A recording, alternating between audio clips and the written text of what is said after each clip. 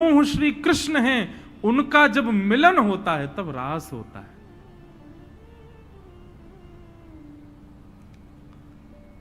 ब्रज की गोपियां,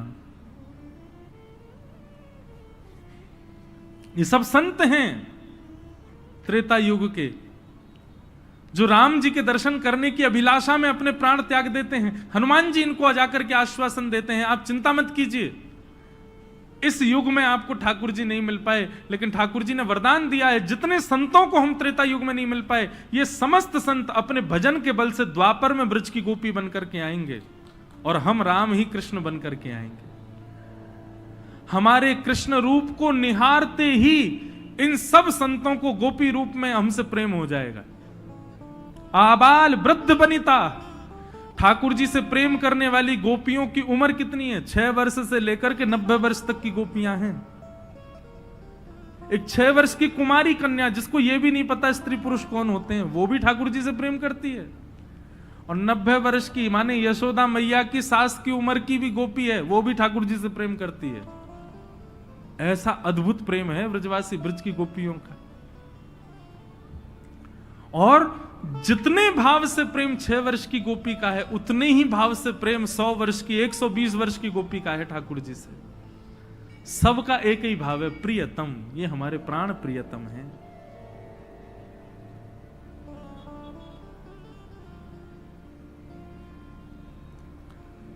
बंधुओं, ये गोपियां जानती हैं कि साक्षात परब्रह्म है। गोपी गीत में गोपियां कहती हैं, न खलु गोपिका नंदनो भवान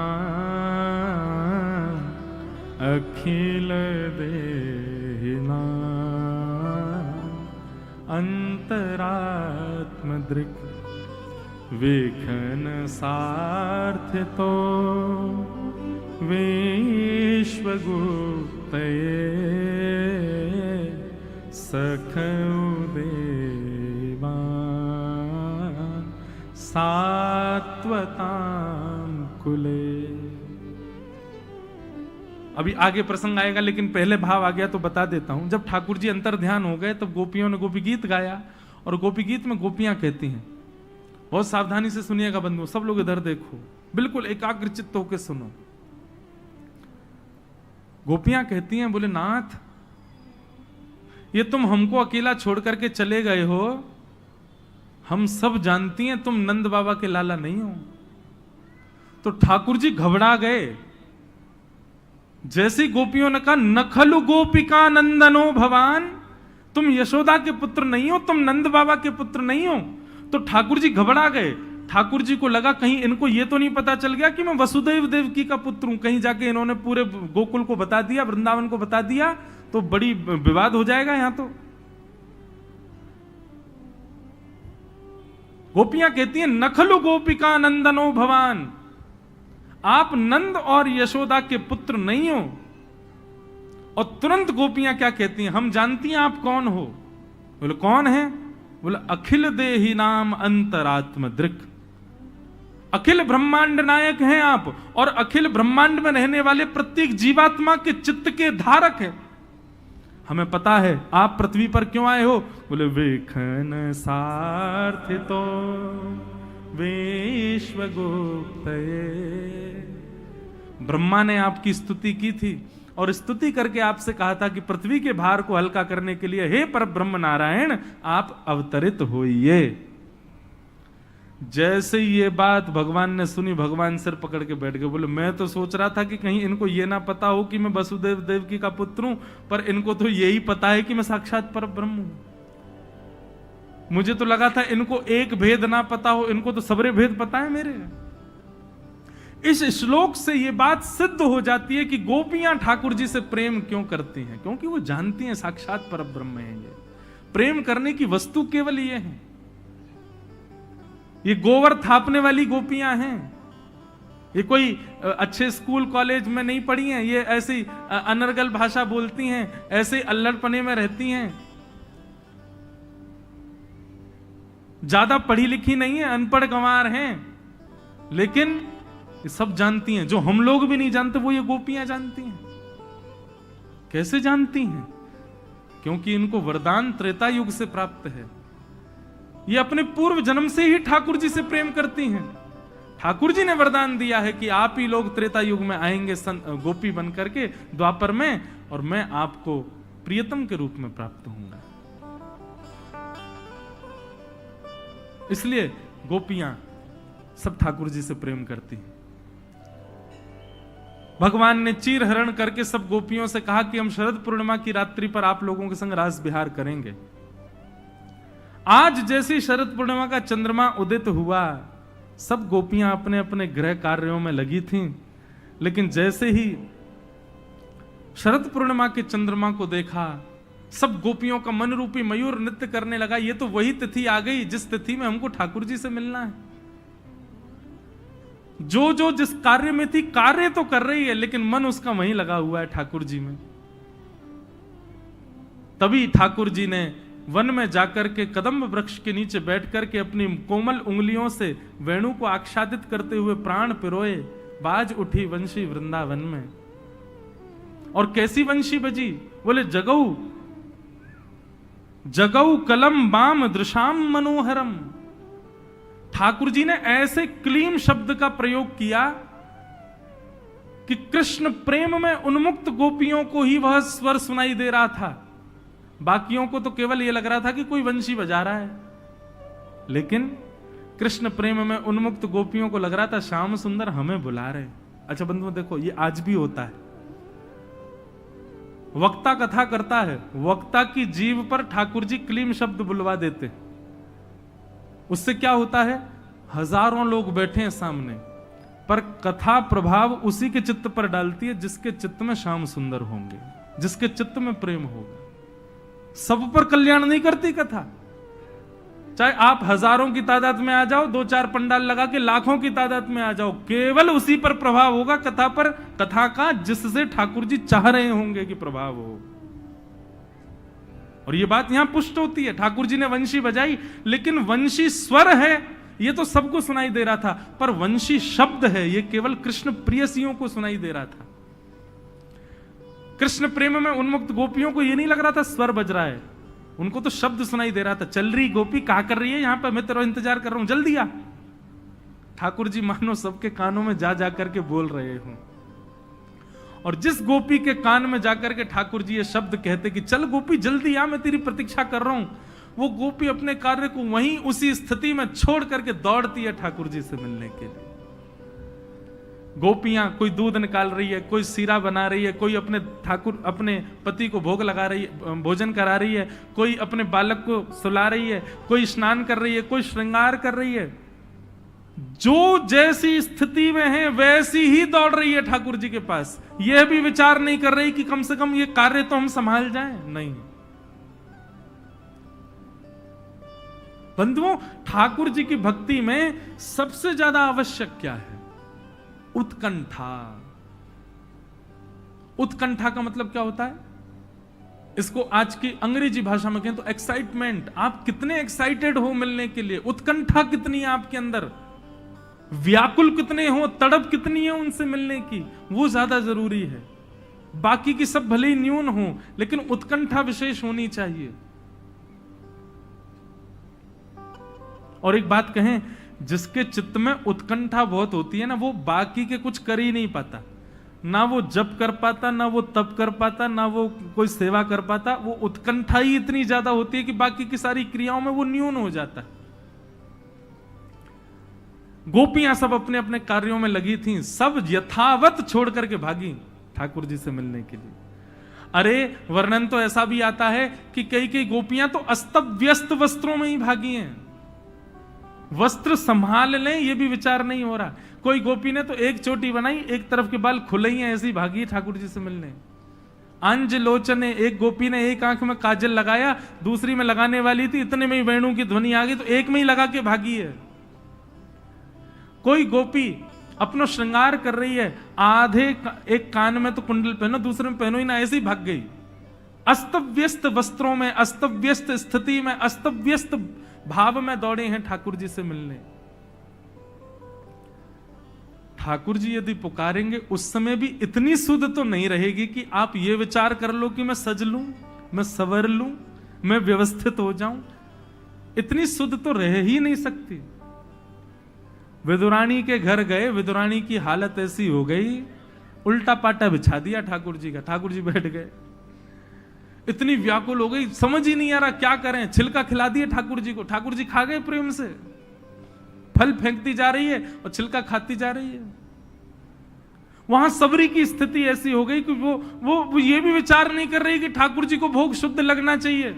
अरे कहीं ठाकुर जी को खट्टे बेर ना खिला दो। स्वयं खाती हैं और जब मीठे होते तब ठाकुर जी को देती है, और जो खट्टे होते उनको फेंक देती है। ठाकुर जी जीवन में आएंगे और आपको सुध रहे तो हो ही नहीं सकता कि ठाकुर जी आए हों। ठाकुर जी आएंगे तो सुध नहीं रह सकती।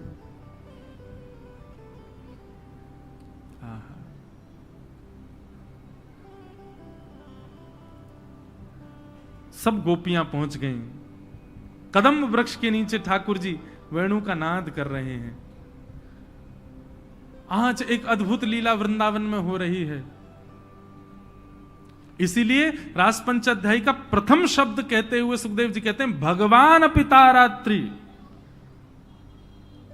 इस लीला को सुनते समय यह याद रखना कि श्री कृष्ण भगवान हैं, उन पर संशय मत कर लेना किसी भी रूप से। गोपियां सब आ गईं, सब सामने आकर के लाखों गोपियां खड़ी हैं, ठाकुर जी वेणुनाद कर रहे हैं। इतने में ही सुखदेव जी से परीक्षित जी ने एक प्रश्न किया, और प्रश्न करते हुए परीक्षित जी ने एक भाव रखा कि महाराज, परब्रह्म परमात्मा जिसको हम परमेश्वर कहते हैं, उसके प्रति ये गोपियां प्रियतम का भाव रखती हैं, क्या ये अपराध नहीं है? उस परमात्मा के प्रति प्रियतम का भाव रखना और उससे प्रेम करना और उसको पति के भांति दर्जा देना, ये अपराध नहीं है? यहां पहली बार सुखदेव जी को गुस्सा आया। सुखदेव जी कहते हैं उक्तम पुरस्तादे तत्ते चेद्य सिद्धिम यथागतः दुषन्नपि ऋषिकेशम किमुताधुक्षज प्रिया। अरे परीक्षित,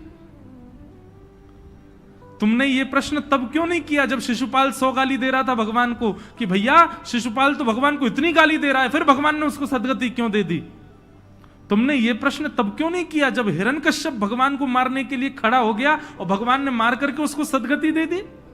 तुमने ये प्रश्न मुझसे तब क्यों नहीं किया जब पूतना भगवान को मारने आई और भगवान ने उसको मातृगति प्रदान कर दी? मतलब राक्षस भगवान से बैर करें और उनको वैकुंठ मिल जाए तो तुम्हारे चित्त में प्रश्न नहीं उठता है, लेकिन कोई भगवान से प्रेम करे तो तुम मुझसे प्रश्न कर रहे हो कि ये अपराध नहीं है?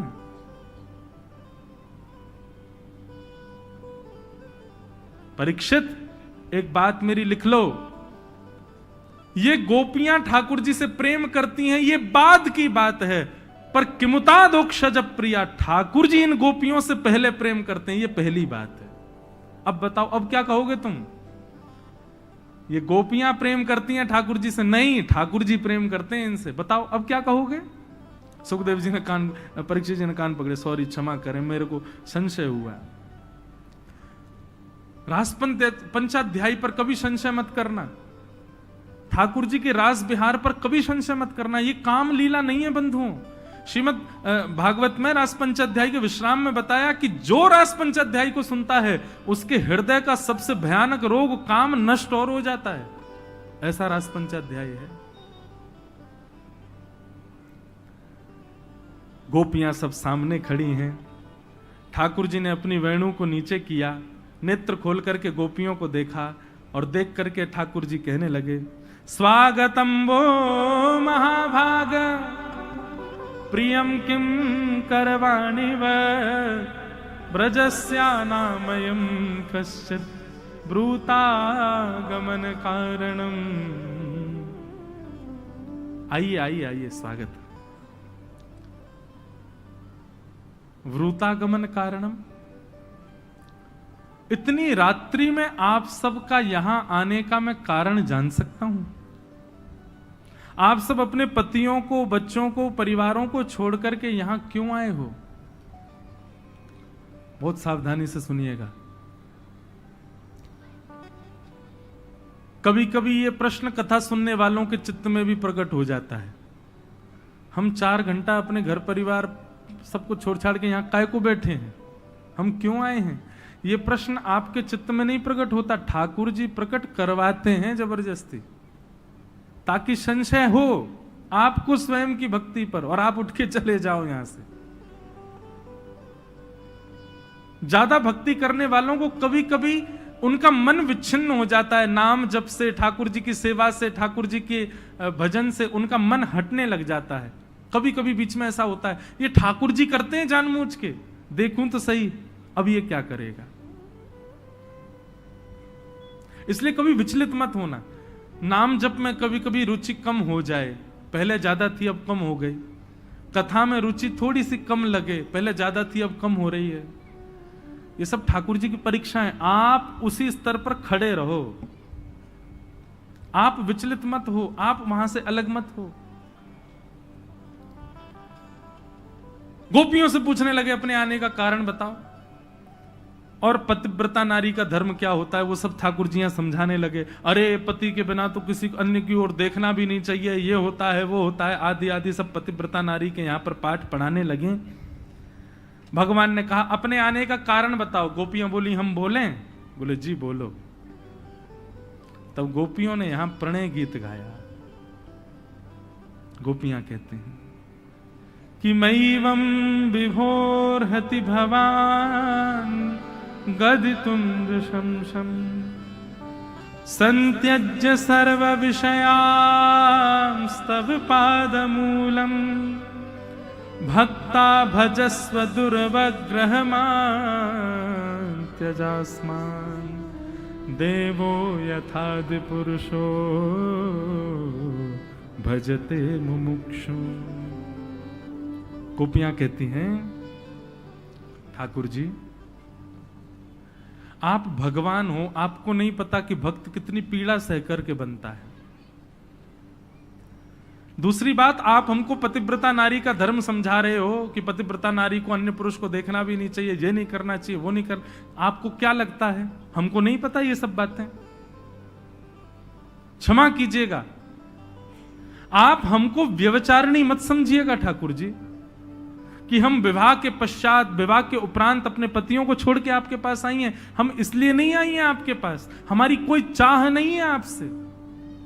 गोपियां यहां एक बात कहती हैं और कहते हुए कहती हैं आप हमारा कभी स्पर्श मत कीजिएगा, आप हमसे कभी मत मिलिएगा, जीवन में कभी हमको दिखिएगा मत।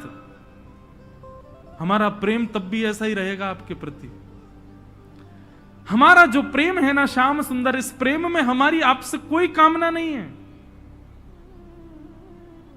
हमारी बस एक कामना थी कि हमारा जो आपसे प्रेम है उस प्रेम को आपने स्वीकार कर लिया, बस इतना ही प्रेम है हमारा।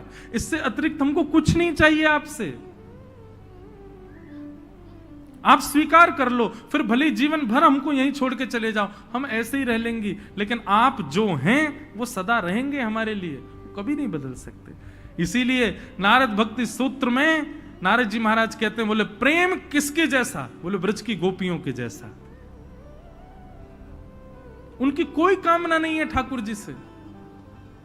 प्रेमी की कामना होती है मिलो हमसे, देखो हमको, दिखो हमको, सब भावना होती है, पर ब्रज की गोपियों की कोई कामना नहीं। गोपियां कहती हैं पर नाथ, अगर आप हमें यह भी आश्वासन नहीं देना चाहते कि आपने हमारा प्रेम स्वीकार किया तो हम चली जाती हैं, पर जाते समय अपनी एक वस्तु आपसे मांगना चाहती हैं। भगवान बोले मेरे पास कोई वस्तु नहीं है तुम्हारी। बोले एक वस्तु है हमारी आपके पास। भगवान बोले क्या है? बोले चित्तम सुखेन भवता पहितम ग्रहेषु यन्निर्विशत्य तु करावपि गुह्य कृत्ये पादौ पदम न चलतस्तव पादमूला यामः कथम ब्रजमथो करवाम किंबा। नाथ, इस शरीर को कौन चलाता है? भगवान बोले मतलब शरीर किसकी आज्ञा से कर्म करता है? भगवान बोले मन। और बोले मन अगर कहीं और लगा हो और शरीर कहीं और हो तो क्या क्रिया संभव है? ठाकुर जी बोले बिल्कुल नहीं। बोले तो फिर वही बात है, हम चली तो जाएंगी नाथ, पर मन तो आपके पास है हमारा। आप हमारे उस मन को हमको वापस कर दीजिए जो हमारा आपके पास चला गया है। नाथ हमारा मन वापस कर दो, हम चली जाएंगे, जीवन में कभी लौट के नहीं आएंगे। केवल हमारे उस मन को हमको वापस कर दो, जिसको आपने हमारे घर में घुस घुस करके माखन चोरी करते करते चोरी किया है, हमारा चीर हरण करके चोरी किया है। वो मन हमारा वापस कर दो, हम अभी वापस चली जाएंगे यहां से। और यदि आप उस मन को वापस नहीं कर सकते तो हमको स्वीकार करो।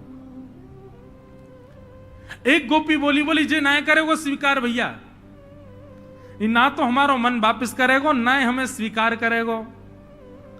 तब सबरी बोली तो फिर कहा करें? बोले यही के वेदन में एक बात लिखी है। बोले कहा? बोले अंत यामति सा गति, अंत में व्यक्ति जो सोचते सोचते मर जावे अगले जन्म में वही मिले वाकू। तो बोली तो सबरी गोपियों, याकू एक टक निहारो, याकू पलकन में भर लियो और याकू देखते देखते अपने प्राण त्याग दो। या जन्म में नहीं मिलेगो तो दारी को अगले जन्म में तो मिलेगो।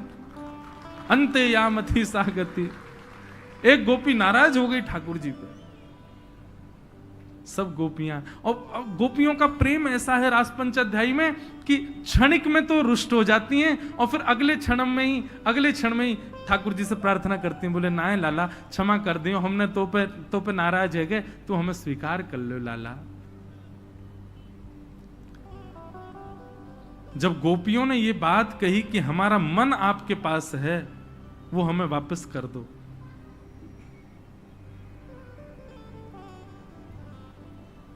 तब ठाकुर जी ने सोचा कि नहीं, मैं तो परीक्षा ले रहा था, मैं तो धर्म आदि ये सब इसलिए बता रहा था ताकि ये सुनकर के वापस लौट जाएं। धर्म मर्यादा आदि नियम इसलिए बता रहा था ताकि उसके भय के कारण लौट के चली जाएं। पर नहीं, प्रेमी को किसी भाव से भय नहीं लगता। प्रेमी से कह दो ऐसा करने से पाप होगा, लेकिन प्रेमी को यदि पता ऐसा करने से मेरा प्रेमी प्रसन्न होगा तो ये पाप भी मैं कर लूंगा। मेरा प्रेमी प्रसन्न रहना चाहिए।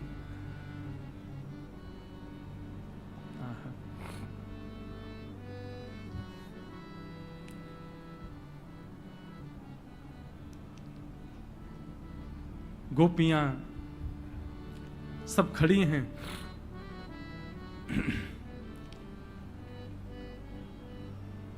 और तभी वहां श्याम सुंदर की प्रियसी प्राण वल्लभा श्री राधा रानी का आगमन हुआ, किशोरी जी का आगमन हुआ। और जैसे किशोरी जी का आगमन हुआ, ठाकुर जी बोले हम तो इन्हीं की प्रतीक्षा कर रहे थे, इसलिए थोड़ी देर समय गंवाने के लिए आप लोगों के संग थोड़ा ना एक नोक झोंक कर रहे थे। जैसे ही किशोरी जी का आगमन हुआ, ठाकुर जी बोले अब रास होगा। और श्याम सुंदर और श्यामाजू दोनों एक साथ समस्त गोपियों के संग रास करने लगे। रास का मतलब क्या है? मिलन। एक एक गोपी के पास जाते हैं और उस गोपी के पास जाकर के उसको इतना प्रेम प्रदान करते हैं कि उसको ऐसा लगता है ये मेरे लिए ही आए हैं क्या यहां पर। और जब श्याम सुंदर किसी से इतने प्रेम से मिलने के लिए जाएंगे तो वो प्रेम आतुर होकर के आनंद की अवस्था जब चरम हो जाती है तो नृत्य करना नहीं पड़ता, नृत्य अपने आप होने लग जाता है।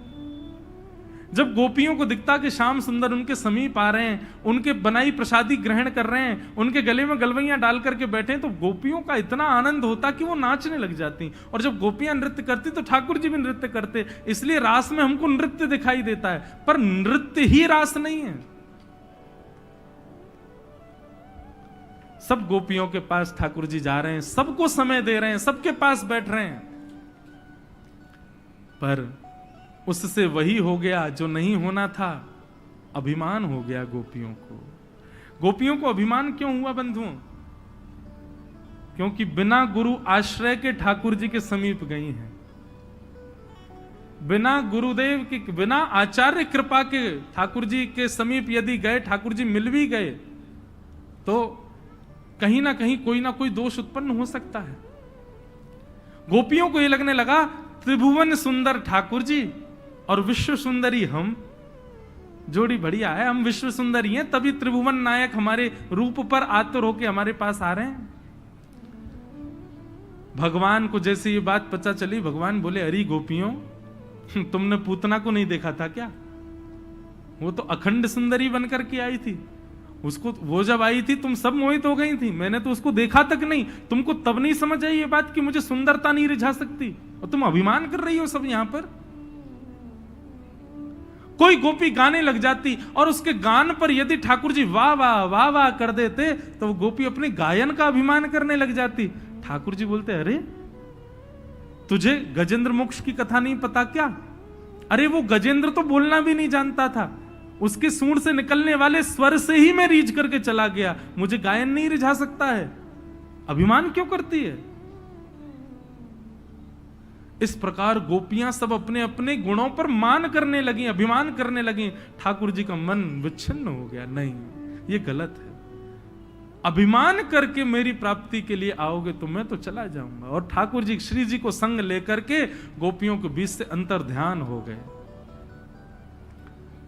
और जैसे अंतर ध्यान हुए, व्याकुल हो गई गोपियां, मानो किसी ने प्राण ले लिए हों गोपियों के। गोपियां ढूंढने लगी, पूछने लगी, जड़ चेतन से भी बातें करने लगी। हे जड़, तुमने श्याम सुंदर को देखा? तुलसी से जाकर के पूछती है, तुम्हारे बगैर तो वो प्रसाद भी स्वीकार नहीं करते, तुमने उनको देखा? मोर से जाकर के कहती हैं, तुम तो उनके मुकुट में विराजते हो, तुमने उनको देखा? यमुना जी से जाकर के पूछती हैं, तुम्हारे तो तट पर वो सदा विहार करते हैं, तुमने उनको देखा? और सब जगह विचरण करते करते करते करते करते करते जब इतनी भाव विह्वल गोपियां हो गईं कि बस नेत्रों से अविरल अश्रुधार गिर रही है। उन अश्रुधारों ने जैसे ही यमुना जी में प्रवेश किया, उन अश्रुधारों के स्पर्श करते ही यमुना जी का जल बिल्कुल उष्ण हो गया, गर्म होने लगा, तपने लगा। यमुना जी ने श्याम सुंदर से प्रार्थना करी, ये गोपियां प्राण त्याग देंगी, हे नाथ प्रकट हो जाओ। तब ठाकुर जी ने कहा, नहीं, पहले इनका मान टूटना चाहिए, जब मान टूटेगा तब मैं जाऊंगा। तब गोपियों के हृदय के मान को भंग करने के लिए श्याम सुंदर तो नहीं, हमारी श्यामा जी वहां प्रकट हो गई। किशोरी जी के जैसे ही दर्शन किए, सब गोपियों ने चरणों में सर रख दिया और सर रख करके किशोरी जी से प्रार्थना कर रही है, हे सुन राधिका दुलारी, तेरे द्वार का भिखारी हूं मैं, श्याम का पुजारी,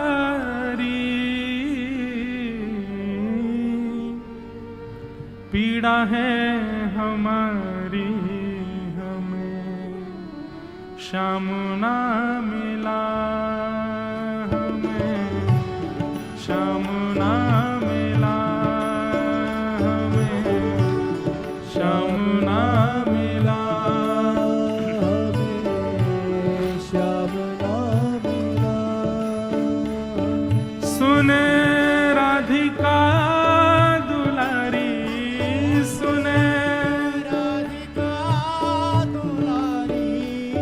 बंधुओं, ये भाव सबको बहुत प्रिय है, मुझे भी बहुत प्रिय है, पर ये भाव केवल सुनकर के संतुष्ट नहीं होना है, गाना है।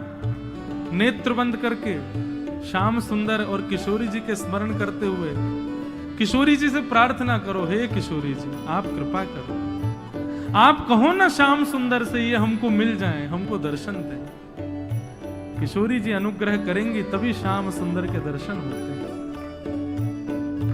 करुण भाव से, अपने हृदय से, आर्त भाव से, अपने पूरे मनोभाव से पुकारो किशोरी जी को। सुन राधिका दुलारी, सुन राधिका दुलारी, तेरे द्वार का भिखारी, तेरे द्वार का भिखारी हूँ मैं, श्याम का पुजारी, एक पीड़ा है हमारी, हमें श्याम ना मिला, हमें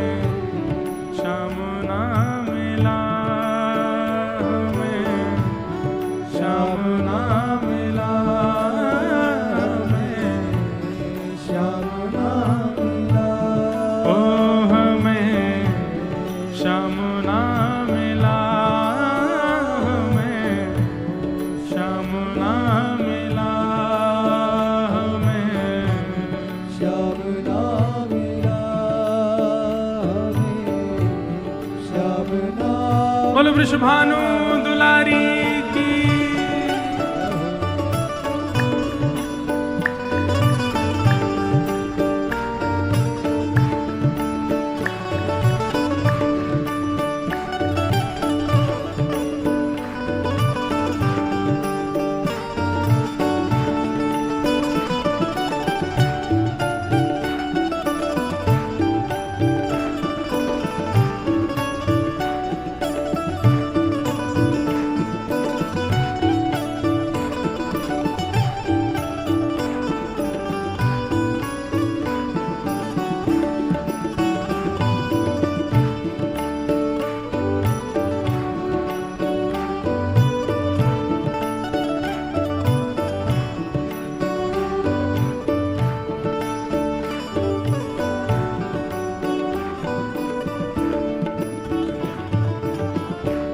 सोचते थे कान्हा कहीं कुंजन में होगा, सोचते थे कान्हा कहीं कुंजन में होगा। हम सोचते थे कान्हा कहीं कुंजन में होगा। सोचते थे कान्हा कहीं कुंजन में होगा। अभी तो मिलन का हमने सुख नहीं होगा। अभी तो मिलन का हमने सुख नहीं होगा। मिलन का हमने सुख नहीं भोगा। अभी तो मिलन का हमने सुख नहीं भोगा।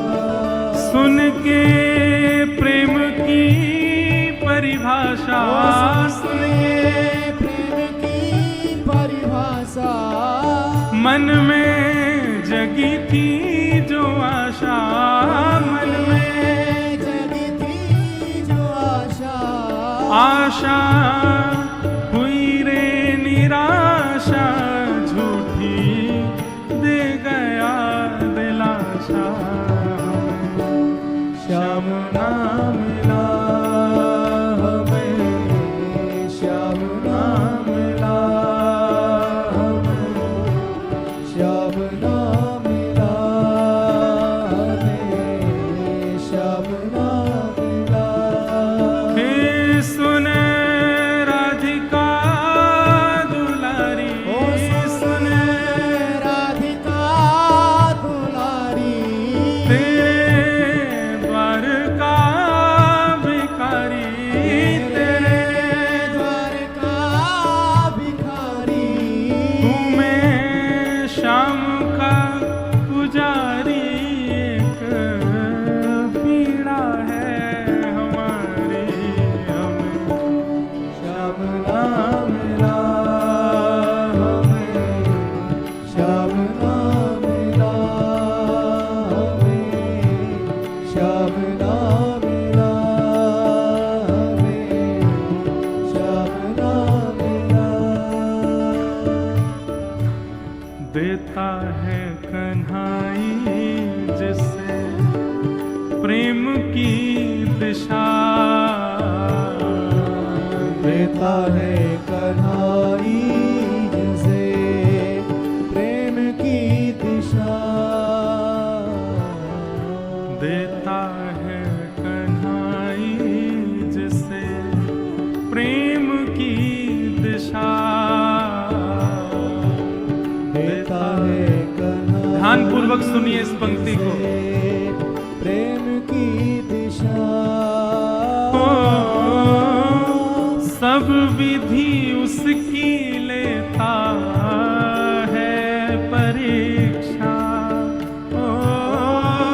सब विधि उसकी लेता है परीक्षा।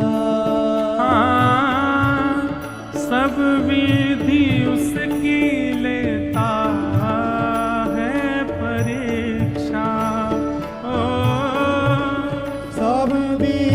उसकी लेता है परीक्षा। कभी निकट बुलाए, कभी निकट बुलाए, कभी दूरियां बढ़ाए, कभी दूरियां बढ़ाए।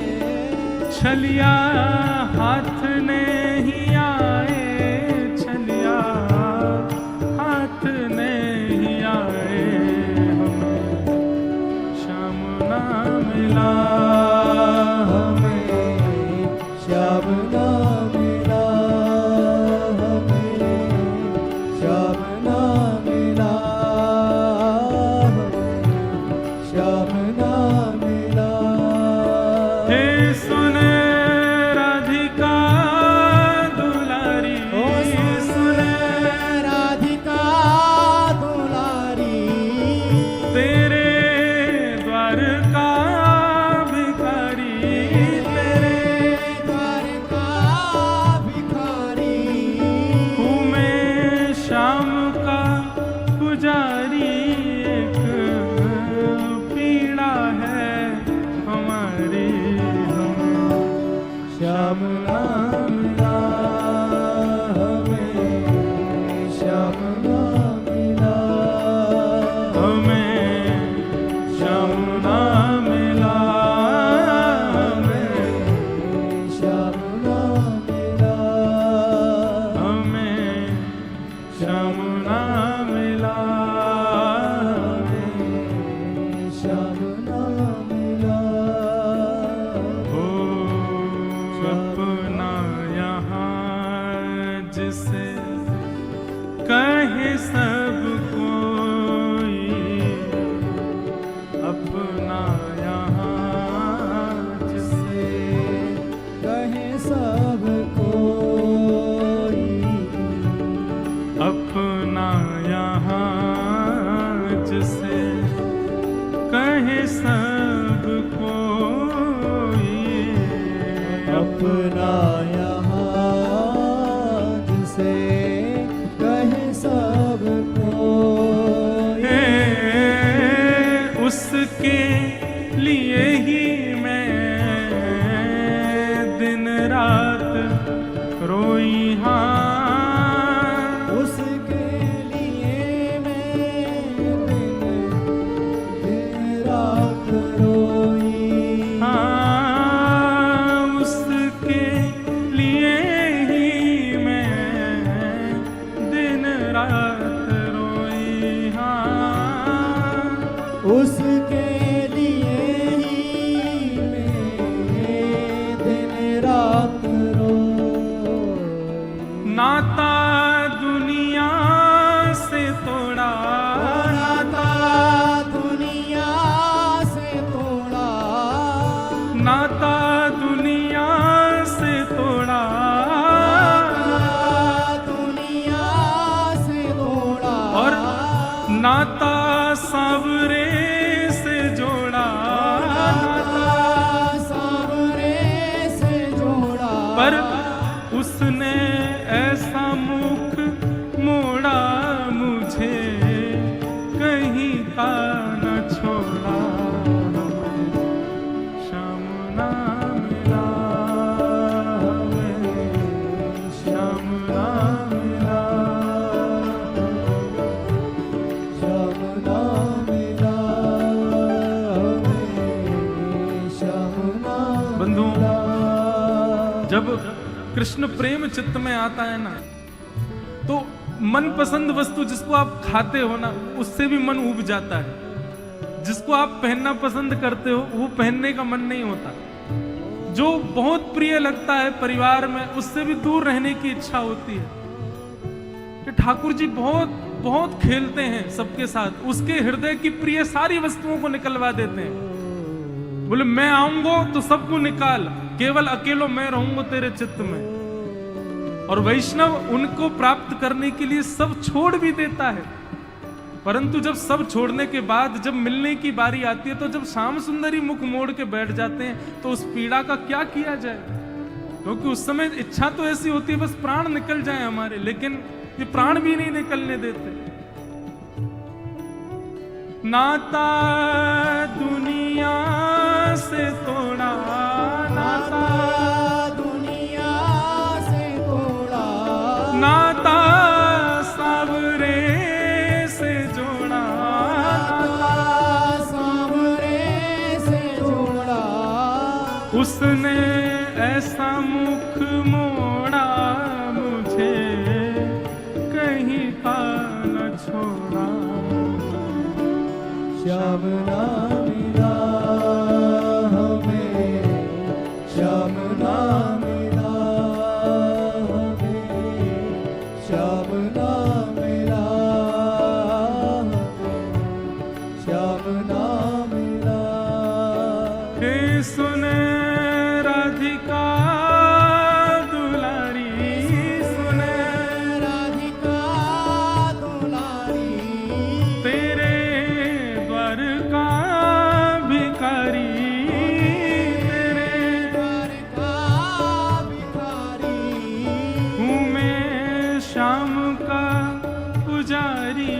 एक पीड़ा है हमारी, हमें श्याम ना मिला हमें, श्याम ना मिला हमें, श्याम ना मिला हमें, श्याम ना मिला हमें, श्याम ना मिला हमें, श्याम ना मिला हमें, श्याम ना मिला हमें, श्याम ना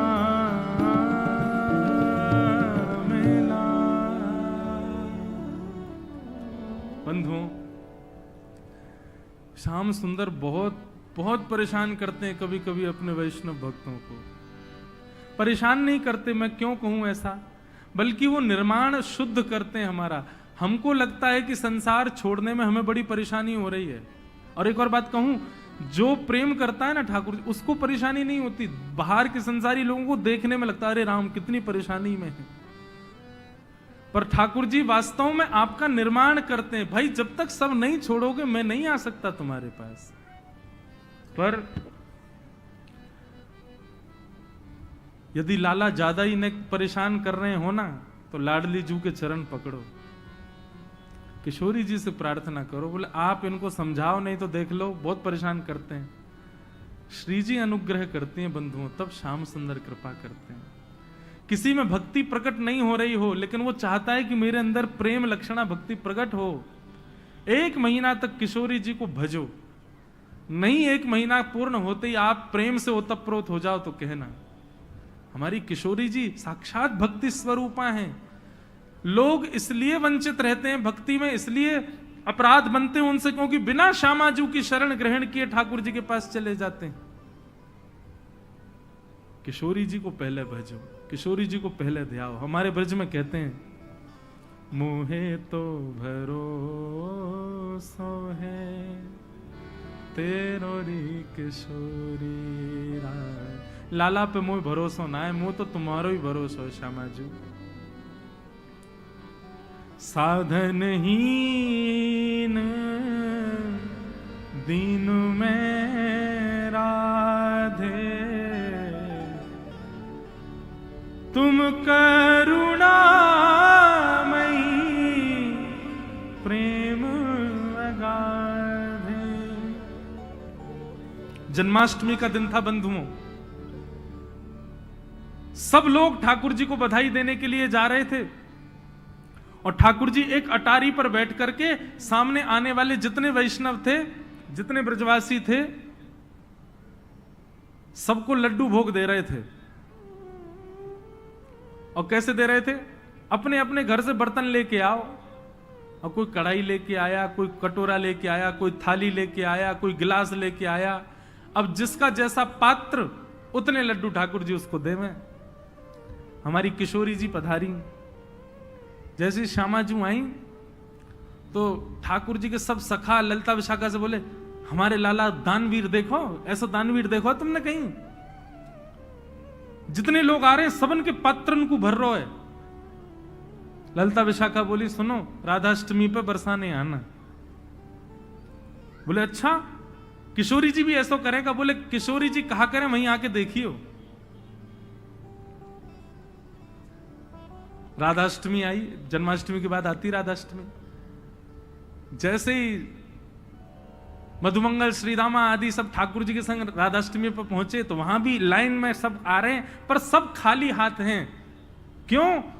बोले ठाकुर जी तो जितने पात्र, जितनो बड़ो पात्र उतनो बड़ो प्रसाद दे रहे हैं, पर यहां किशोरी जी तो बड़े बड़े पात्र भी दे रही हैं और पात्रन को भर भर के दे रही हैं।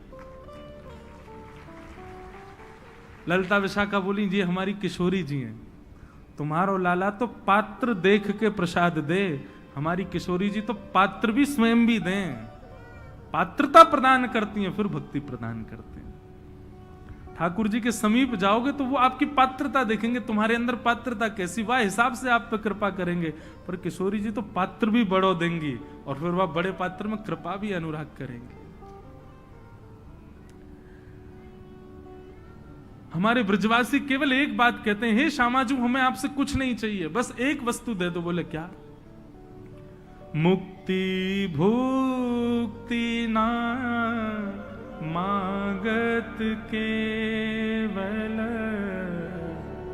मुक्ति भुक्ति ना मागत केवल। हमें मुक्ति भुक्ति नहीं चाहिए, तो हे श्यामाजू प्राण निकले वहां से पहले एक बार अपनो जान संभालो किशोरी राधे, अपनो जान संभालो किशोरी राधे, मोहे तो भरोसा है तेरो री किशोरी राधे, मोहे तो भरोसा है तेरो री किशोरी राधे। गोपियों ने किशोरी जी से प्रार्थना की, हे श्यामाजू कृपा करो। और तब भागवत का प्राण गोपी गीत गाया गया। बंधु मुझे पता नहीं क्यों ऐसा लगता है कि गोपी गीत की शब्दावली गा भले ही गोपियां रही हैं, पर ये शब्दों की रचना तो श्री श्यामाजू की है, किशोरी जी की है। तभी भागवत के प्राण हैं, ये हमारी राधा रानी की शब्दावली है। जयति तेधिकम जन्मना ब्रज है श्रयतैर्दिरा सस्वदप्रि दैतदृश्यता दीक्षुतावग स्त्वयि धृता सव स्वाम विचिन्वते। आज एक माता जी मुझसे बोली गोपी गीत की व्याख्या करना महाराज जी। 7 बज गए 7:15 और गोपी गीत की व्याख्या कैसे करें? ते जन्मना ब्रजम अधिकम जयति। लाला तुम्हारे जन्म से हमारे ब्रज की बड़ी महिमा हो गई। एक गोपी बोली अरे कहा बोल रही है, गलत मत बोले। बोली तो कहा कहूं? बोले लाला तेरी महिमा या हमारे, क्योंकि तू हमारे जन्म ब्रज में जन्मो है। मैं कहा करता हूं भगवान श्री कृष्ण का अवतरण यदि बंबई में हुआ होता तो कैसा लगता? अब अभी तो गाते नंद घर आनंद भयो, अगर बंबई में जन्मे होते तो कहा गाते नंद के घर आनंद हुआ है। क्यों मां ब्रजभाषा थोड़ी बोले, अब ब्रजभाषा नहीं बोलेंगे तो कैसे विचित्र लगेगा। ठाकुर जी का जन्म चेन्नई में हुआ होता तो साउथ इंडिया में हो गए होते लाल जी हमारे, तो वहां की तो हमको समझ में ही नहीं आनी क्या गाते।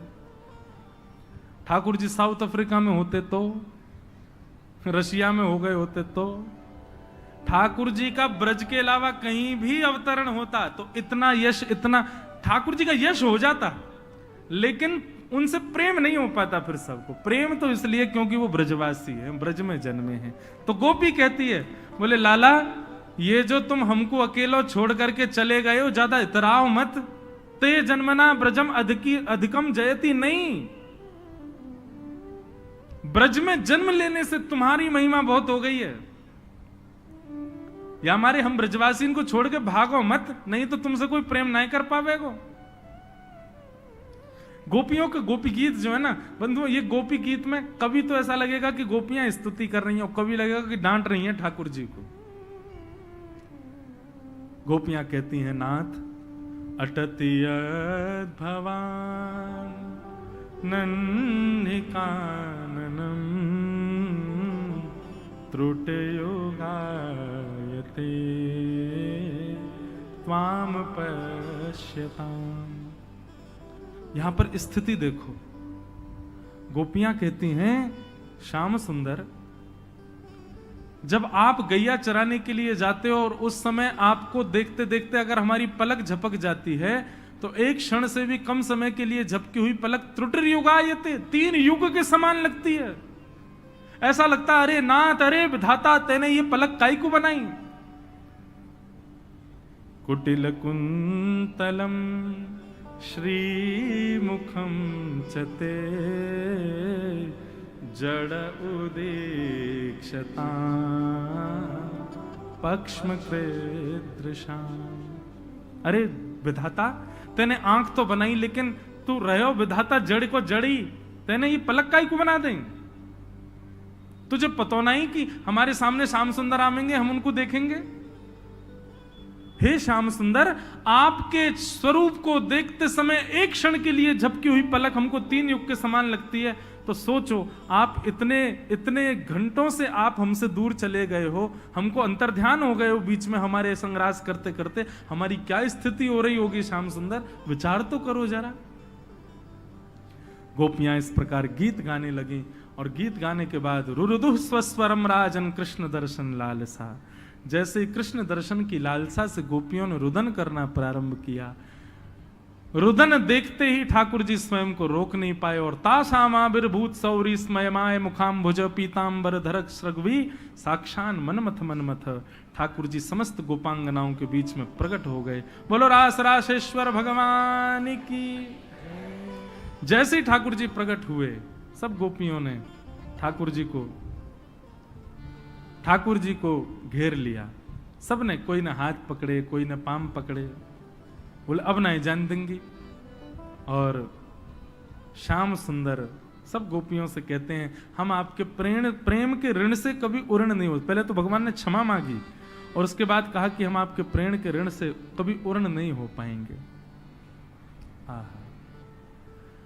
अब ठाकुर जी ने महारास किया, जितनी गोपियां थी उतने कृष्ण बन गए। बंधुओं देखो, अभी भी रास हो रहा है। क्यों? हजारों लोग कथा में आ रहे हैं, लेकिन किसी किसी को ही अनुभव हो रहा है, इसका मतलब रास।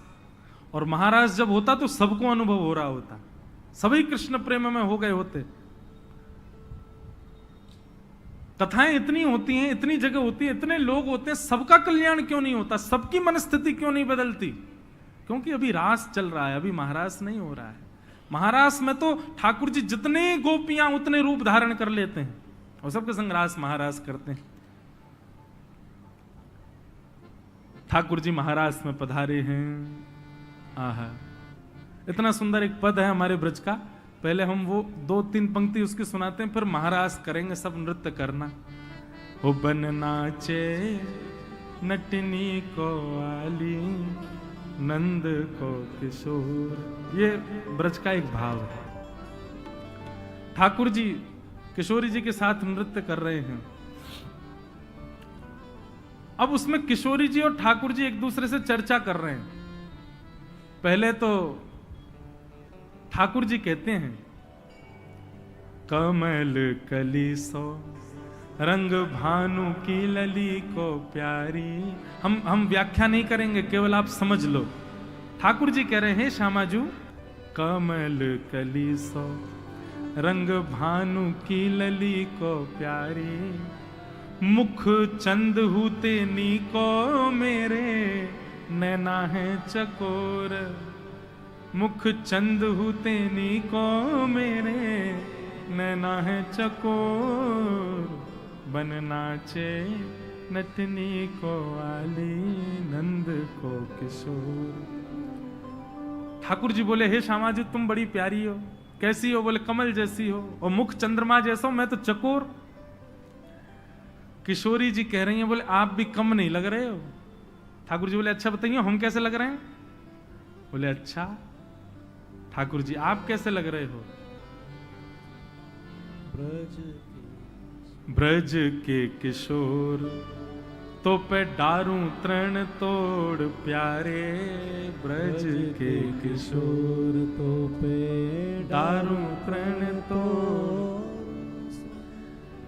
सुन मुरली की घोर मेरे मन नाच मोर। सुन मुरली की घोर मेरे मन नाच मोर।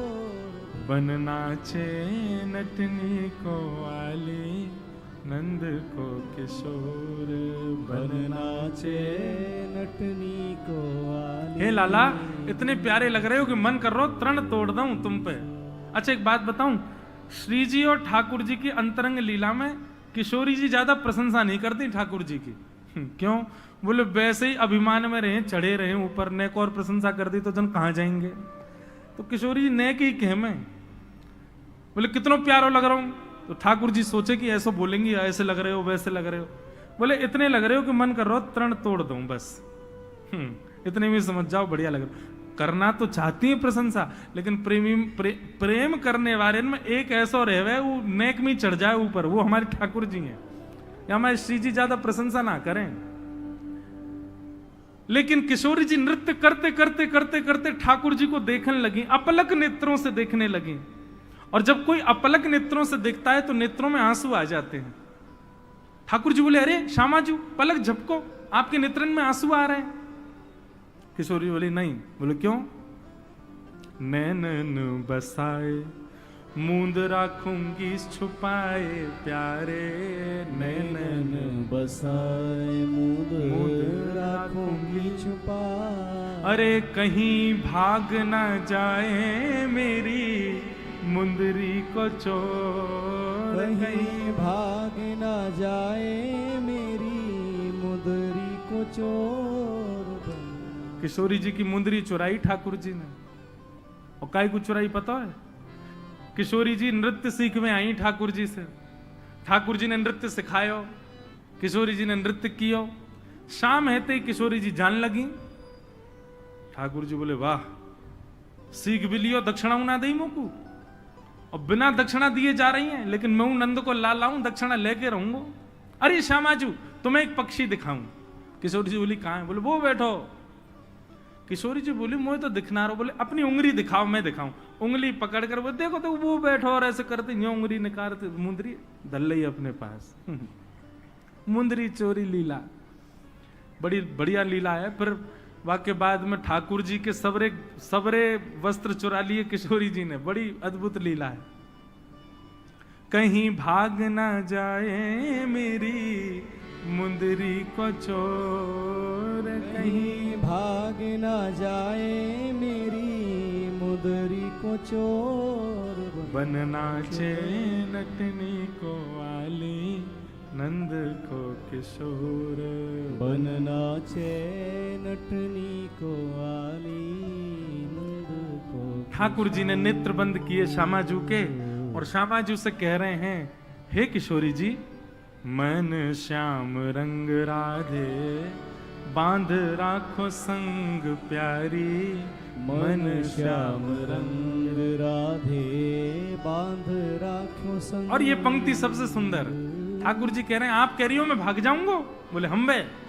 अरे कहां जाएगी पतंग तेरे हाथ में है डोर, कहाँ कहाँ जाएगी पतंग तेरे हाथ में है डोर। कहाँ जाऊंगा मैं? ज्यादा से ज्यादा ये 3 लोक हैं मेरे, पर इन 3 लोकन के स्वामी की स्वामिनी तो आप हो, जाऊंगो कहां? लौट फिर के आपके पास ही आना पड़ेगा। ऐसी किशोरी जी और ठाकुर जी महाराज कर रहे हैं, सब गोपियां नृत्य कर रही हैं। महादेव दौड़े दौड़े महाकाल पहुंचे वृंदावन। गोपियों ने रोक दिया, बोले कहां जा रहे हो बाबा? बोले हम भी रास करेंगे। बोले ये का भस्म भस्म रमा के आ गए हो, ये गोपीन को रास है, यहाँ पे पुरुष को प्रवेश निषेध है। महादेव बोले अभी आते हैं। अन्नपूर्णा मैया के पास गए और अन्नपूर्णा मैया से श्रृंगार लेकर के महादेव पधारे हैं। बोलो गोपेश्वर महादेव की जय। और महाराज